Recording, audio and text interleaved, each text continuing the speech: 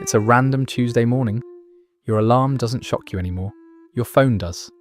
Before your feet even touch the floor, your thumb is already scrolling.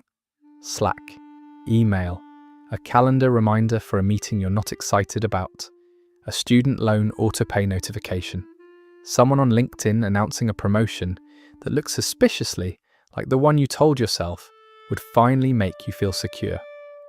You stare at the ceiling for a second longer than usual. Nothing is technically wrong. You have a job, you're functioning, you're responsible, and yet there's a quiet weight in your chest that feels heavier than any crisis. You drive through traffic on I-95 or sit half awake on a commuter train, surrounded by other people doing the exact same thing. The same coffee, the same grey buildings, the same polite, "How was your weekend?" Conversations that require no real answer. This isn't panic in the dramatic sense. It's subtler than that. It's the slow realization that your life looks exactly like it was supposed to. And that's what scares you. Because somewhere underneath the routine, a question whispers, if everything is on track, so why does it feel like I'm drifting away from myself? But have you ever wondered why a safe life can feel so unsafe inside?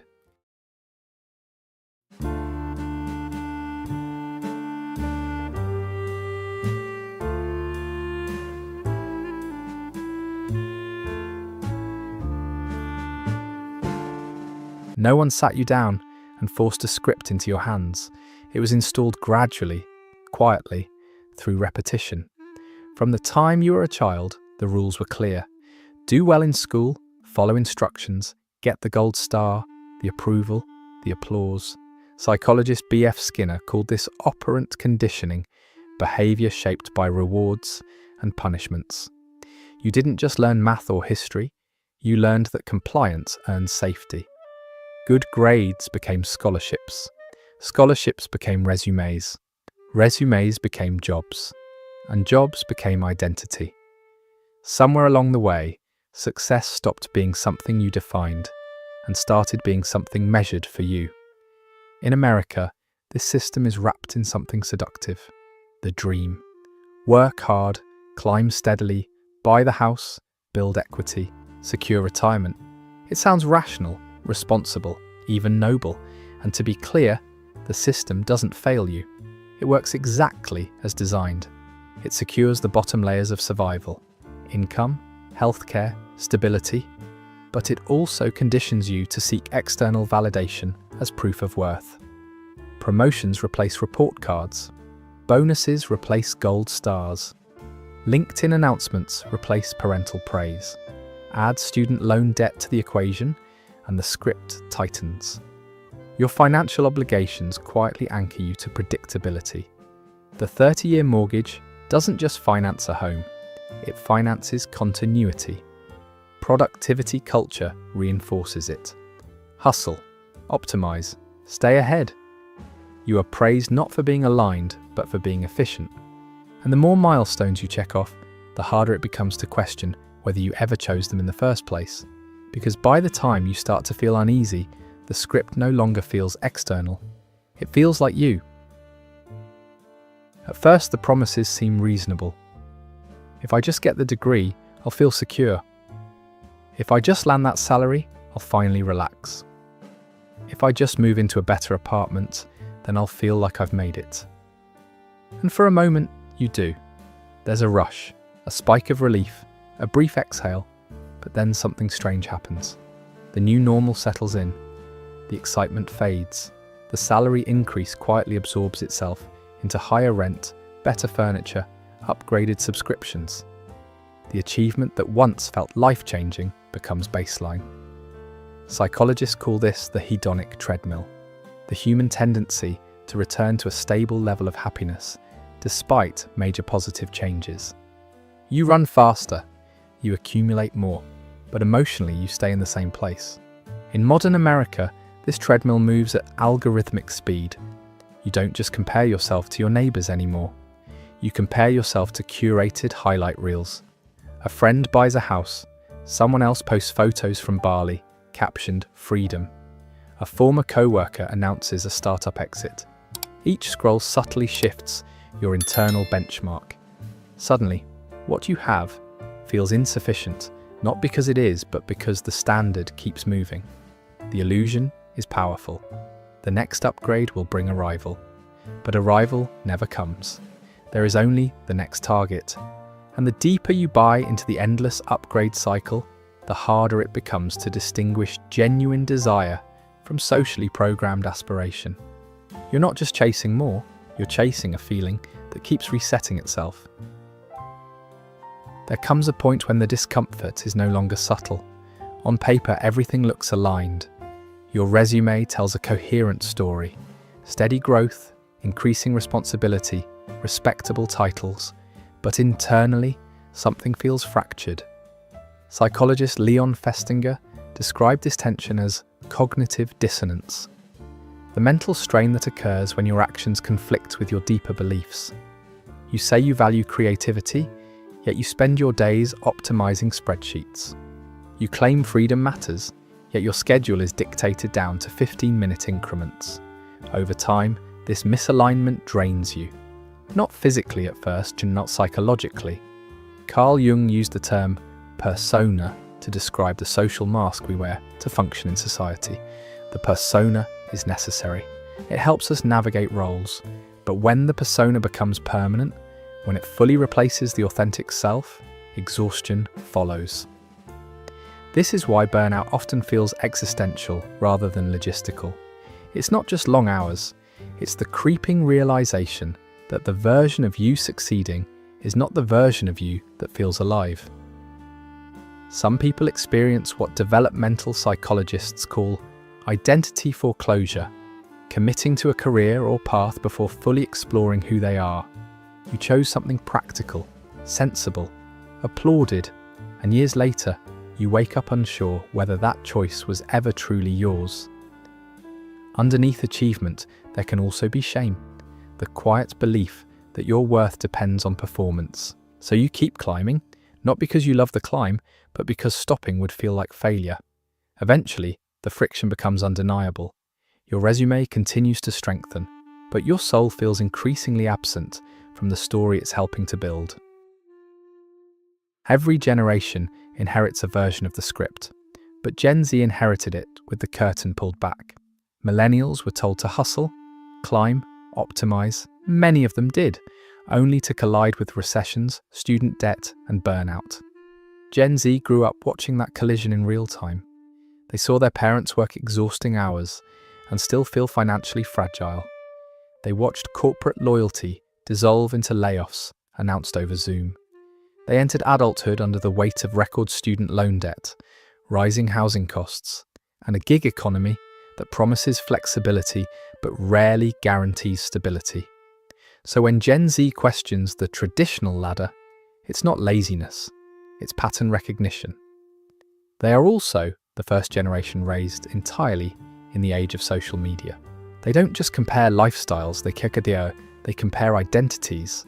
They see remote workers in Bali, creators monetizing hobbies, entrepreneurs bypassing institutions all together. The contrast between default life and alternative paths is constantly visible. That visibility intensifies the internal conflict. At the same time, Gen Z talks more openly about mental health. Terms like burnout, boundaries, and quiet quitting have entered mainstream conversation. The willingness to say, "This doesn't feel right," is stronger. But that awareness comes with pressure. When you can see every possible path, choosing one feels heavier. And when the old script no longer feels trustworthy, uncertainty becomes the new normal. For Gen Z, the discomfort isn't just personal, it's generational. If the script feels suffocating, why not just walk away? Because the cage isn't made of iron, it's made of psychology. One of the strongest bars is something behavioral economist Daniel Kahneman called loss aversion. Research shows that the pain of losing is psychologically about twice as powerful as the pleasure of gaining something equivalent. So when you imagine leaving your stable job, your brain doesn't spotlight the freedom you might gain. It magnifies what you could lose. The paycheck, the health insurance, the predictable routine, the approval of your family. Loss feels immediate. freedom feels hypothetical. Then there's uncertainty. Your brain is fundamentally a prediction machine designed for survival. The known, even if it's uninspiring, feels safer than the unknown. To your amygdala, uncertainty can register as danger. A steady job may bore you, but it is legible. It has patterns. Quitting disrupts the pattern. Add conformity to the mix. In the 1950s, psychologist Solomon Asch demonstrated how easily people override their own perceptions to align with a group. We are wired for belonging. The fear of being the irresponsible one who stepped off the path activates the same neural circuitry associated with social pain. And in America, the stakes feel practical, not abstract. Healthcare is often tied to employment. Rent is relentless. Mortgages anchor you for decades. Student loans do not disappear because you crave autonomy, so you stay. Not because you lack courage, by hunt, but because your nervous system, your culture, and your financial reality are all voting for predictability. The chains are invisible. That's why they're so powerful. For some people, the fear of leaving the script isn't just financial or social, it's emotional. If you grew up in a household where love was conditional, where praise followed achievement and silence followed mistakes, success may have become synonymous with safety. You learned early that being good meant being approved of, responsible, impressive, predictable. So even as an adult, stepping away from a prestigious title or stable path can trigger something deeper than anxiety. It can trigger guilt. Authoritarian or highly controlling parenting can wire the nervous system to associate obedience with belonging. When you consider choosing a different path, your body may respond as if you are betraying the very people who raised you. The fear isn't just, what if I fail? It's, what if I disappoint them? In some cases, religious or cultural conditioning reinforces this pattern. Duty over desire, stability over exploration, sacrifice over self-expression. Freedom, in that context, can feel selfish, even morally wrong. So autonomy becomes complicated. You might consciously want independence, but unconsciously, your system equates deviation with rejection.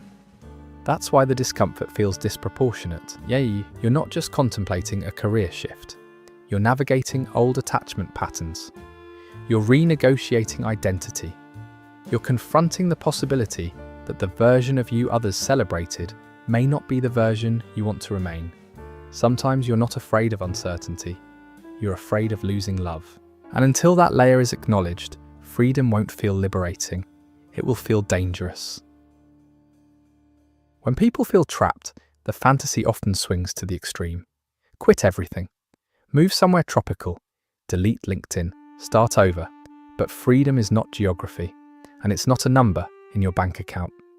Psychologist Abraham Maslow proposed that once our basic needs for safety and survival are met, we naturally strive towards self-actualization, becoming who we are capable of being.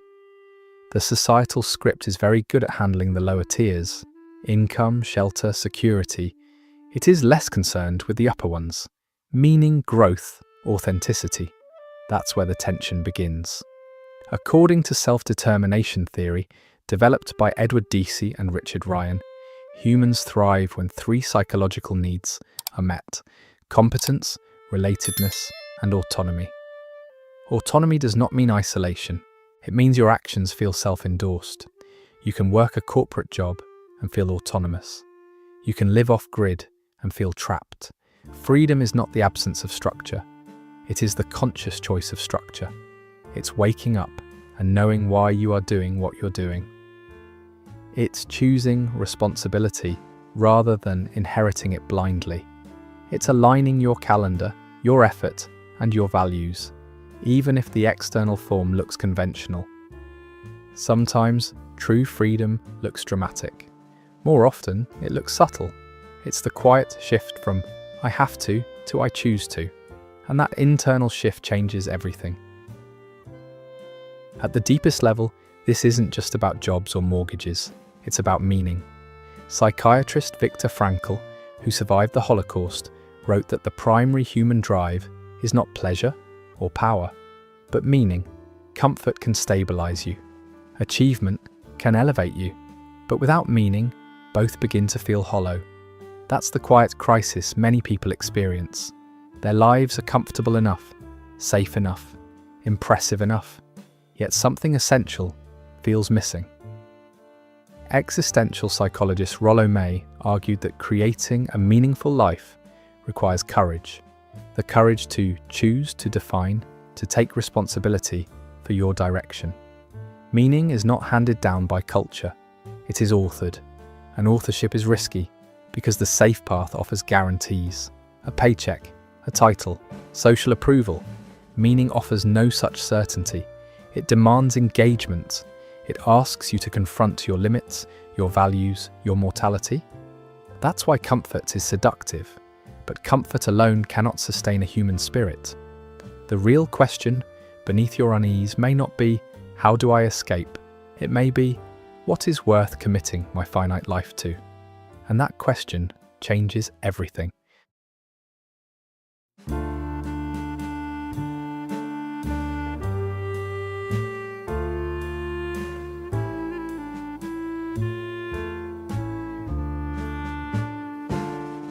Escaping the script doesn't require detonating your entire life overnight. In fact, the most sustainable revolutions are quiet. Your brain is plastic. It rewires through repetition, which means autonomy is not a single dramatic leap. It's a series of small conscious choices. Start with micro rebellions. The next time you set a goal, pause and ask, do I genuinely want this? Or was I trained to want this? The next time you say yes to something, notice whether it feels aligned or automatic. Redefine one metric of success that belongs only to you. Not your industry, not your family, not your social feed. You don't have to quit your job tomorrow. You can begin by building a parallel identity. Explore an interest. Develop a skill that has nothing to do with your resume. Expand your sense of self beyond productivity. This is how you shift from a herd mindset to an autonomous one. The cage often feels locked because you've never tested the door, but sometimes it opens with a gentle push. You are not broken for questioning the script. You are becoming conscious. If this resonated with you, let me know in the comments. What part of the default life feels hardest to question? And if you want more conversations about the psychology of identity, freedom and meaning, make sure to subscribe and stay with us. We're not here to escape society. We're here to understand ourselves within it. Thank you for watching.